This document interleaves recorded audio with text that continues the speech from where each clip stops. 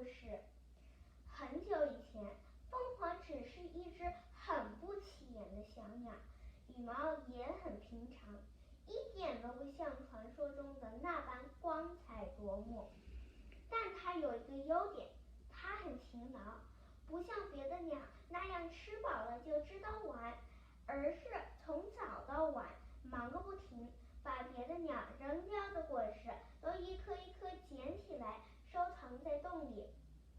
有一年森林大旱，鸟儿们找不到食物，都饿得头昏眼花，快支撑不下去了。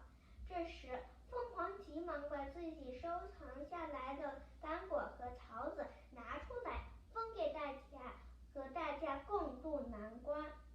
旱灾过后，为了感谢凤凰的救命之恩，鸟儿们都从自己身上选了一根最漂亮的羽毛拔下来，做成了一件光彩耀眼的百鸟衣，献给凤凰，并一致推举它为鸟王。